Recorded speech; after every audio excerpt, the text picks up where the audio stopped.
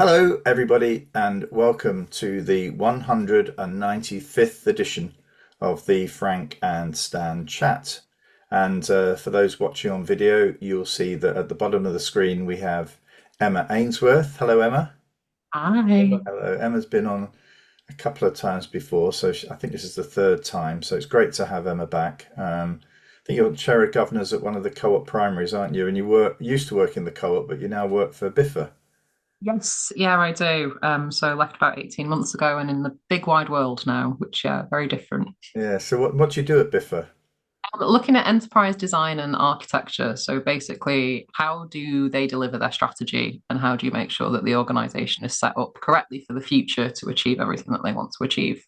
Wow. Well, Not it's much of a funny. job, that. Wow. Oh God, that's your sort of job, Easy, Stan. What do you dead do the easy. rest of the afternoon? Deal with politics is usually it. No, Stan, I think that you would have been good at that job. You'd have You been think great so? at it. You'd have Yeah. just cut through a lot of the nonsense. I think that's been the most interesting So did thing. you get that sort of background in the co-op, or did you? Yeah, Yeah. so well, I did everything under the sun at the co-op, didn't I? So we started the business architecture function probably 4 years ago at this point, working with Chris Quinn, who is director of architecture there. And it was all around kind of saying there's this, what are the building blocks that we need to be able to deliver strategy? So you'd notice, I mean, in lots of organizations, you come up with a strategy and 3 years later, you come up with a slightly different strategy because you've not delivered the first one. So we were there to be able to say, okay, what is it materially that's stopping you being able to achieve that? And how can we help you design better for the future? So it could be people related, it could be process, it could be technology, it could be data or culture. And how do those interplay? And then how do we design something a bit different? And you can do it for something that's new as well. So when they started new business areas or they were coming up with new propositions, help with that as well. Wow. So I mean, I don't know how many people. You're the only person that I know who's doing that sort of job. So you're a chair of governors of a primary school. So is that helpful or a Yeah, I hindrance? think it is. One for me because it helps you to keep your feet on the ground and realize the realities of what we're going into. So a lot of the nice design work is kind of a bit airy fairy and it's very up in the air. But seeing the struggles that some of our families in our community are going through, I find personally really rewarding being able to help within that space. But also it brings a very specific lens to what you're doing. So a lot of mine has been around how do you meet the customer needs, and then how do you make sure that you're doing something that is socially positive as well. So since I've worked at Biffa, we've done quite a lot to give back to the community. So they already had that, but doing it specifically for partnered accounts. So they work with co-ops. So we've planted an orchard at Parkland. We've Oh, done right. lots of volunteering at career days and things like that. We're going to go and build a garden for them. A lot of how do we bring that enrichment that uses Biffa's knowledge and expertise to help the next generation? Wow. Wow. I had experience of the kind of opposite of that with Lucy, who's been on a few times, I think, with us, because Lucy came into local government. It was at that point, it's outside of schools, with a model in her head because she'd worked for her father's double glazing company. We operate these traded services to make a profit. Well, nobody used the word profit in public sector. You can make a surplus, but you never make a profit, and so you never work towards making a profit. Everybody kind of relies on the fact you're given a budget, and that's what you do. And she brought in an energy that said, well, no, if we're selling our services, we can sell them and pay our costs, and we can be net zero as far as the local authorities are concerned. And it was like, just whoa, whoa, It's a very different mindset, and whoa. we tend to refer to it as commerciality, but I try and say as well, it's not just about the financials. So value you can define in lots of different ways. So part of the work is always saying, how do we deliver value to our customers, and how can we track that we are doing that? So whether it be something that's a socially positive impact, whether it be financial, whether it be customer sentiment, there's loads of ways that you can look at it, but then finding metrics to be able to keep track of it and kind of keep you honest to what you're trying to do. It's always really interesting because when you ask people, especially in a big corporate, what value do we deliver? It's always down to the pounds and the Yeah. pennies. And you're saying, actually, no, it's much broader than that. It kind of blows their mind sometimes. We had to bring that bit in. It was a public service, very much soft facing, well, we're doing this for the children, so it doesn't really matter if it doesn't got, if we don't cover our costs. So somebody coming in and saying, actually it does, and it's a mix of both. So yeah, it's interesting to put you and Lucy together for a Yeah, well, Introduce us. I think we'd have a great listening. time. Also, I'm currently doing work for an organisation called Forum Strategy, which is about developing CEOs and senior leaders in trusts, and this sort of what you've just said, is very interesting for those people that have got senior posts in these, where they've come through a system that's not really considered this sort of stuff. So this is, even though you think, oh, strategy, people must have experienced that, but actually, no, they haven't really. They Yeah. haven't. Well, and a lot of strategies, we taught it historically in quite an archaic way, and it was kind of come up with some pillars and a jazzy strap line at the top of it, and then you're fine, you're a bit focused. But there's lots of tools and techniques now that help you take that a bit further. So it comes down to what are the practical things that you need to do instead of it just being this kind of woolly statement. It's been interesting working with our head teacher, who is fantastic. Because seeing her grow and seeing the way that she thinks develop over a period of time, because that kind of ability to step back from what you're doing, especially when you've been, essentially you've gone from education to further education and back into Yeah. education, it's quite a microcosm. So getting them to step back and think, actually, what does the future look like? What do we need to be doing? Where do we need to focus? I find really rewarding, but it's also just lovely to see their skills develop. And she's doing a fantastic job of it now. It's much calmer environment because everyone's very clear where they're going Right. and how they personally contribute to that. Wonderful. Okay, Stan, what's caught your eye this week? I think we're going to go down. Well, this is yeah, the first time we've gone yeah, down this road. Go yeah. on. This caught my eye, and it caught my eye in a box in the loft. Something that I've had since I was a teenager. Lost it, found it, lost it, found it. It was given to me by my auntie, who sort of passed it to me, saying, "You should keep this." It was my granddad's, and when you're a teenager, oh great, yeah, is it any Yeah. good? Just kind of play with it. And it turns out that this time I decided to do a bit of research on it, and it's a medal for the West Lancashire Union. And on the back, it's got J. Hodkinson forward. So I did a bit of Googling. Professor Google's brilliant when you need him. And I found this, which Wow. is my great granddad. That's a hell of a moustache, that, isn't it, really? Yeah. Yes. It's quite fearsome, that Yeah. face. You wouldn't Well, want to cross him. No, I no. don't think he was the kind of person that you would grow to fondly love. I'm not sure. But also in that, there was an interview with him. Being as this cup competition was in 1888, you can imagine the conversation and the recording of it must have been handwritten. And the language that he uses in this chat with a reporter is really interesting. So this is what the report says about him. His chief claim to fame rests on the fact that he registered the point which gained Tyldesley their first victory in the round of the West Lancashire Cup competition in 1888. Before this, he'd scored the deciding point which gave Tyldesley their success in the final round of the Worsley Charity Cup competition. So you can say he's played a major part in the first two cup competitions for Tyldesley Rugby Club, which still exists and was Wow. one of the very first rugby clubs, and particularly for a short time was one of the very first rugby league clubs that signed up to rugby league. So there's a history to it, but it becomes funny when you hear his you'll decide if it was funny. I thought it was. Um, about an event that happened during a game. And this is his language, obviously. It was whilst I was playing for Boothstone against Tyldesley at Sale Lane that I had my famous wrestle with Mr. J.W. Clegg, who was then one of Tyldesley's best forwards. I'd been chaffed about this incident, which caused a lot of fun both at the time and afterwards, and I dare say Mr. Clegg has not been allowed to forget it either. It came about in this fashion. Tilsley got a try and were leading. Then a ball came my way during an attack by Boothstown, and I ran, I should think, 3 yards over the Tilsley line and touched down. I scored without doubt, but Mr. Clegg either thought that I had not, or else he wanted a rough and tumble, for he came and got hold of me and tried to take the ball off me. We both went down and we set to and had 10 minutes wrestle for possession while the players stood round us in a ring egging us on. It's Kept like trying it's to like get fight, fight, hold, fight in the playground. but I butted him off with my head so he could not get the ball.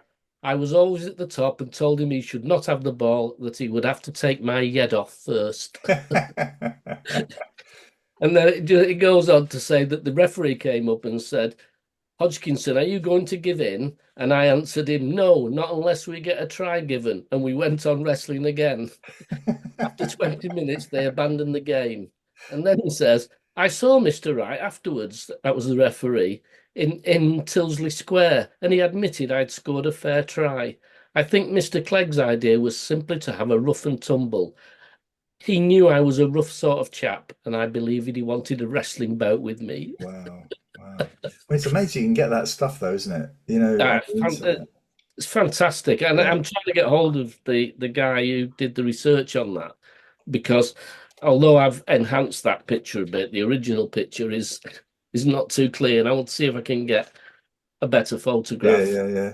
Oh, that's But and amazing. my daughter does a lot of family stuff, but when you do family stuff, you tend to follow your own surname, Yeah. so you don't tend to follow the maternal side. Yes, And this was my dad's um, maternal grandfather, right. and so never a mention of him ever, apart from my auntie giving me this. It's interesting though, isn't it, Stan? Because you never, I mean, I'm an orphan now, but I never found out much about my parents or my relatives until after they've passed. I found this huge longing to want to know more Yeah, about them. And all the tools I didn't realize, but you can go to the local library and find it all out for free. If you've got yeah, names and you've got a couple of dates, you can just dig and dig. And it's yeah. fascinating. Yeah. That's how my daughter and I started doing it, just because we got the name of, I think it was my dad's granddad, and we said, oh, we could look him up on the census, and we followed that, and probably did it for a few months, and when she lived here, and there were times when we found two daughters who died when they were 18, 19, and because you followed them, it's quite an It's a emotional bit thing. like a loss. Yeah, Yeah, yeah. because they Yeah, just they it just is. on census they just disappear, and then you have to find that you find in the church they've got a record. Right. We've gone back to 1700 with the Johnsons, but my daughter gave up when I think it's my dad's granddad was born just 12 months after his father died. So it suggests that maybe the line was broken at some point. Yeah. So But it's funny. what actually happened, we think, is it was uh, one of the two daughters had a child out of wedlock, and so her mother Brought the brought shot. him up as her son. Yeah, yeah. But Helen, right? Well, we're not part of that family anymore. Yeah, it's funny because my father, I went to a funeral actually in Clacton about 10 years ago, probably a bit longer, and I met somebody who knew my father at this funeral. And my father had died at that stage, and but he told me stories about my father that I had no idea. So, for example, they lived in Hackney in the East End of London, and would drive out into the countryside. About 60 or 70 miles, just take a packed lunch and a flask. And I had no idea that he cycled. He never mentioned these things to me. And yeah, it is a shame, but as I've said before, I lost my brother in March, and there's so much now I wish I could ask him. All the questions come to you when he's no longer there. Yeah. But I get the same. I didn't realize my dad had motorbikes until after he'd passed, and we found a picture. And my now husband is a big biker, oh and right, my dad adored him and thought he was wonderful, but never mentioned that they had that kind of thing in common. And I never realized until I went to the library and started googling that I come from a family of generations of bakers, and I love baking and I love cooking, Wow. but it must have skipped a generation with my mum because she hated it with a passion. But I never knew, there's that kind of similarity that you get passed on, even if you don't know anything about them or you don't learn about them. It's quite nice to Yeah, feel. yeah. What Well, strikes me, sorry for it, is the yeah, family. I mean, we live within a mile and a half of Tilsley. The family, we were back in the 18, well, late 1700s, and they're still in Yeah. Tilsley, and nobody's done anything. Either coal mine, cotton scavenging was quite, which is crawling under the machines to pick up bits of cotton. Oh my That's gosh. quite a demanding one, and the most sort of talented one was a paver's apprentice. That was it. yeah. There's no sparkling things in the family.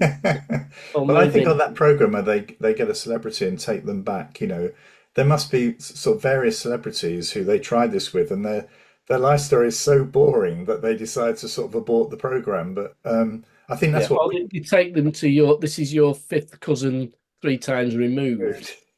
Uh, I can remember them doing one with Greg Davis, where they showed that he was a direct descendant of Prince Llewellyn of Wales.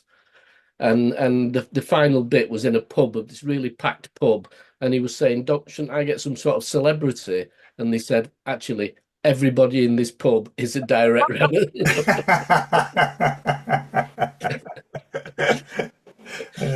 Emma, what's caught your eye this week?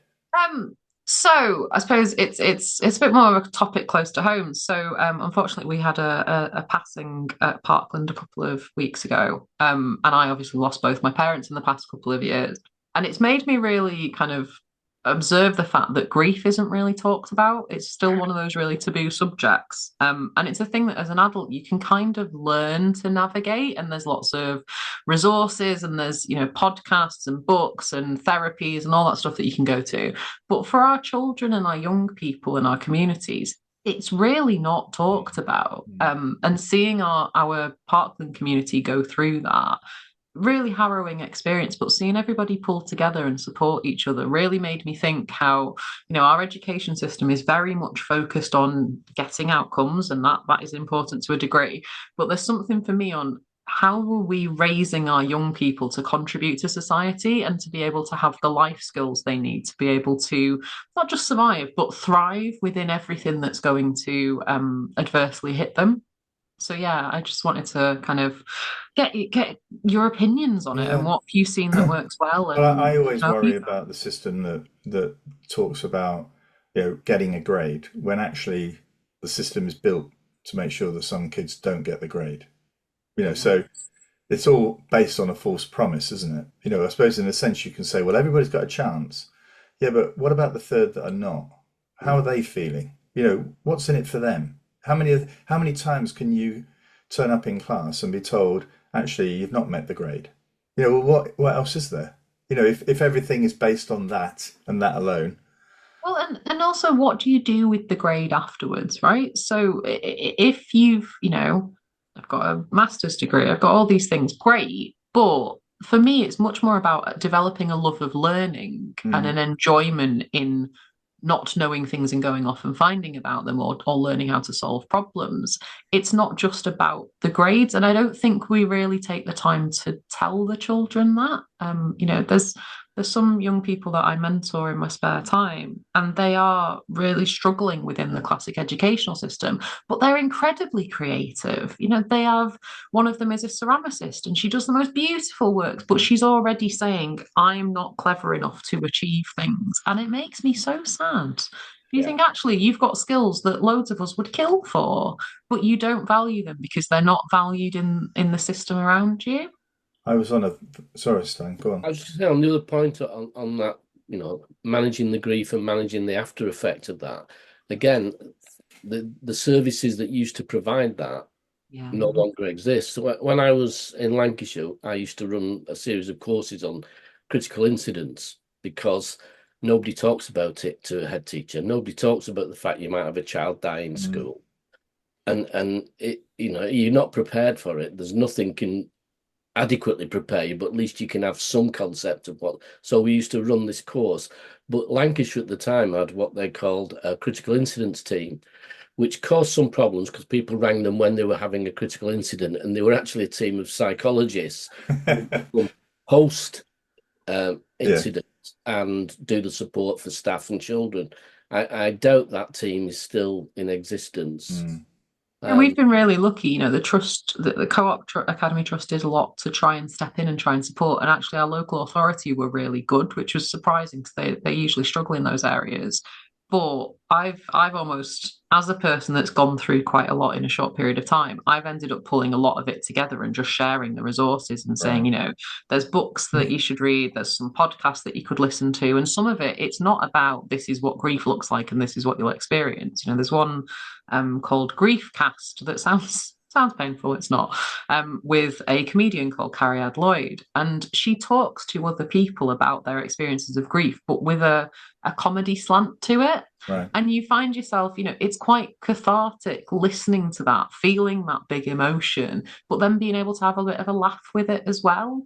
And I just, open yeah. the course by saying, today's course is going to be tricky. What I'm going to try and do is make children dying in your school funny. You've It's got funny, you've got to I did find something in it. Yeah. I Sorry, was Chris. on one of these Westminster education conferences.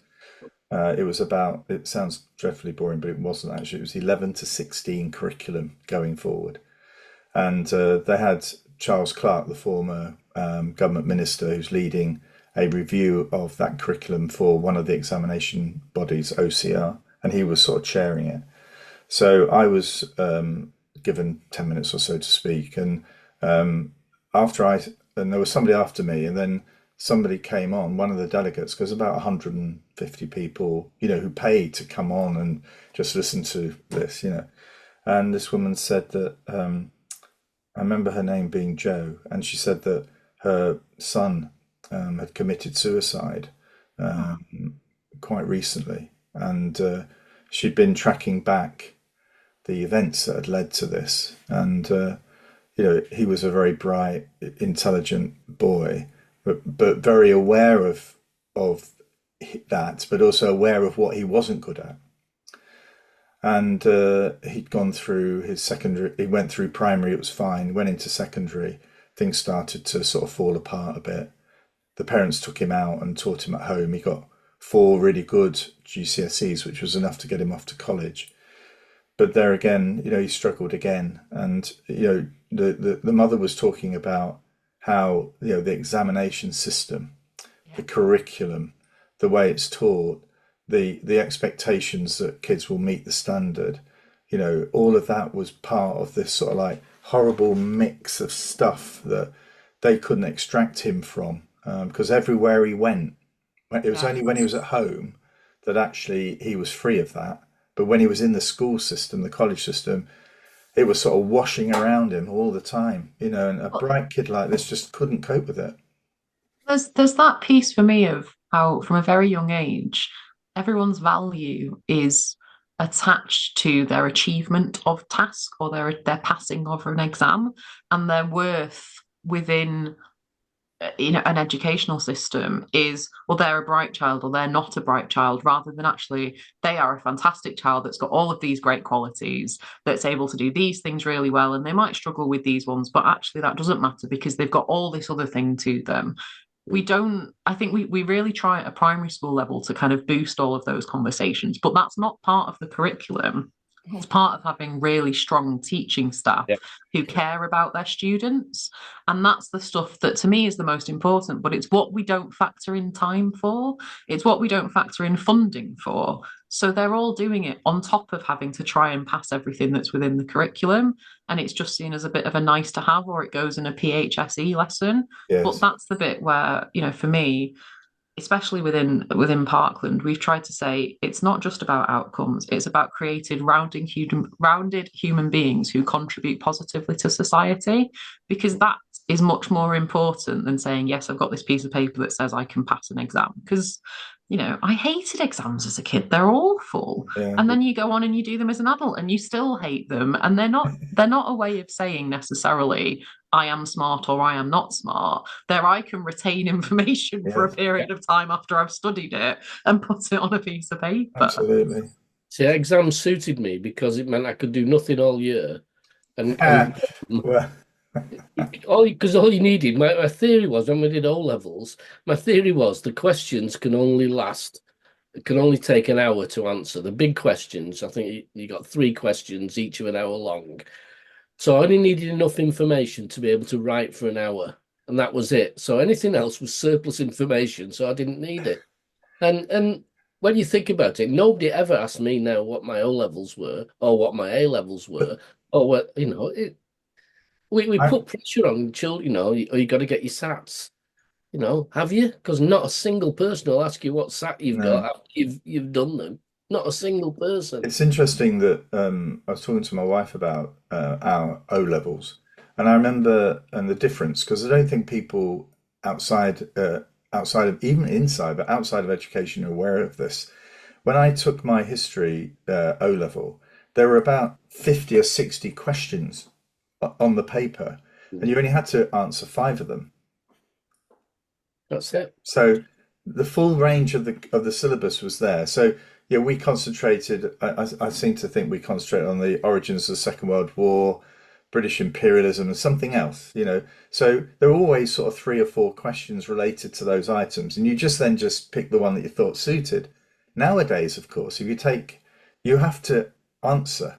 You have to plough your way through the paper, answering all the questions, getting 3 marks for that, 4 marks for that. So this idea that that actually the sort of examination system that we had bears no relation to the pressure I think that kids face nowadays in terms of having to know it all. Yeah, It's The other interesting. sad thing was I don't know if you've seen anything about the curriculum review, yeah, but I did notice the phrase knowledge rich was still attached to it. yeah. And it But they just, did say also about it will be there's a I later know it said creative and everything else, and skills. but It did talk where's about that phrase come from? There's somebody has said, yeah. "Oh, it has to be knowledge rich." You Well, drop that in. Ah, go on, Emma. You going to say? Just you made me think by talking about history, how much your attitude towards a subject is defined by the teacher that you have. Because absolutely. at secondary school, I should have really enjoyed it, but I didn't at the time. Our history teacher taught us the same thing again and again and again up to year 9. And we watched Blackadder every lesson that she couldn't really be bothered with. Now, looking back at it as an adult, I'd go, oh, I actually quite like Blackadder. But as a kid, it meant I hated history because I wasn't learning Yeah. anything that I was interested in. You were just going through Henry VIII again and again. And I couldn't tell you anything because I just, zoned it out. But now I find history fascinating. But I spent, probably 15, 20 years of my life thinking I hated history because it was attached to the way somebody had chosen to Yeah. teach it. Yeah. I mean, we're doing. I've said this before, but my eldest granddaughter doesn't like history, but you can understand why they're doing the Second Crusade. But actually, the Second Crusade, as I said before, is actually very relevant for giving you a bit of an understanding about some of the tension that exists in Gaza at the moment. And how this is always all of this has been a very, very difficult sort of religious-driven issue. But actually, all of that goes back to the Second Crusade and the First Crusade. Now, I'd never studied the Second Crusade, so when I was talking to her, she couldn't get her head around it at all. Just didn't like it. Had switched off. But for me, I was really, oh yeah, well I can connect that. But I asked her whether or not the teacher had ever sort of connected it with the current events in Palestine. No, that's The too thing, Frank, dangerous to that go down there. context, Yeah, yeah, linking that context and making you realize why is this thing useful for you to know or useful for you to care about, I think completely switches the way that you learn about things. Mm. I never had an interest in reading books about grief or understanding psychology until I was going through it and thought, well, other people have obviously learned from this. How can they deal with it? Same on how to train a dog and things like that. Yeah, having a reason to learn something and being able to put that context around your own life, I think is really helpful. yeah. I mean, it's funny because what caught my eye, I wasn't quite sure what to do with it. I've been thinking about words that summed up my sort of year, and I think I've been sort of struck by how generous people have been, and on this chat, we people come on and just give us an hour of their time, and Stan and I love it. But there's generally an optimism, and there's renewed optimism because of a new government. I mean, they've still got to deliver, but at least some of the plates have moved, you know, and they're starting to move as well, you know, so they're connecting in different ways.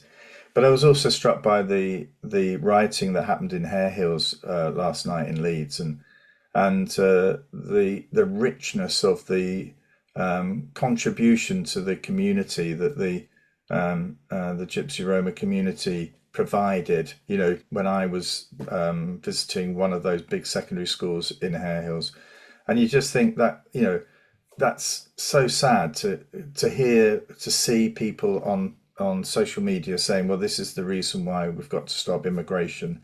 This is, you know, all of this sort of stuff. And you think, well, you need to come and see what Hare Hills is actually like on a normal day, you know, and you know, this isn't a reflection. This is a particular event. You know, we don't entirely know the background to it, but clearly something has sparked something in that community, and they're very unhappy with, you know, a number of things. Not just one thing. It's going to be a number of things. But I have to say, I can't believe with all these phones and it's all on the television, young people just standing on buses and cars and police cars without the thought that somebody's going to nab me for this.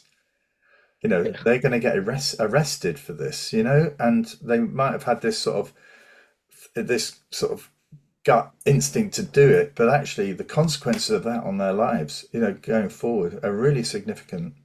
Mm. I think that's kind of a commentary on the state of the nation at the moment, generally, isn't it? If there isn't, you know, social media has led to a rise of people feeling like they've got to have very big opinions about everything, and that their opinion is fact, and that they can't have anybody disagree with them or having a different opinion, and that there aren't any consequences. You know, Mm, we get it a lot now, where I'm not saying we need a police state by any stretch, but if there's no consequence when people are regularly doing things that aren't the right thing to be doing, they're going to exacerbate those situations when that kind of stuff happens. yeah. I'm I just have going to to say, pause. Just going to pause the video because my granddaughter's coming to the door. It's the first time this has happened. All right, so this is the first in four years. Here she comes. So just hold on a sec. Yeah, sorry about that. She's I was been. just going to say, Frank, one thing we ought to acknowledge, I think, is the civility by which the government has changed, and particularly Rishi Sunak and the way he's responded to being in opposition. Yeah. If we compare that to America, it's just been, I think, it's been a real picture of how we can do things properly if we really want to. I agree. And the difference in people saying, well, in opposition, we're going to support you if the things we think should go ahead, and we're only going to oppose things we think need opposing. And if that happens, if whoever next leads the opposition continues that, we could actually get things done. I Mm, really I do. think that in itself is a commentary, though, isn't it, Stan, on where we are as a nation, the need for cooperation and Yeah. collaboration. I mean, the fact that it's, I know that our voting system is innately flawed, but the fact that we were able to come together as a country and to be able to create such a shift and show the power that average normal human beings have, I think is something to be really recognised. Now, there's still loads of work to do, but at least we could stand and say, this isn't what we want anymore. We want something different. And to have that democratic power is a very large privilege. yeah. Mm. I think also like around here we have amazing neighbours. If ever anybody wanted something, they would step in. And what has been heartening is like this week seeing the British Prime Minister actually friendly with our neighbours, you know, and feeling as though we want to get back and have a proper sort of relationship with you. You know, it doesn't look as though it's going to go as far as where I would like it to go, but it's a step in the right direction. So I think that's a really positive step.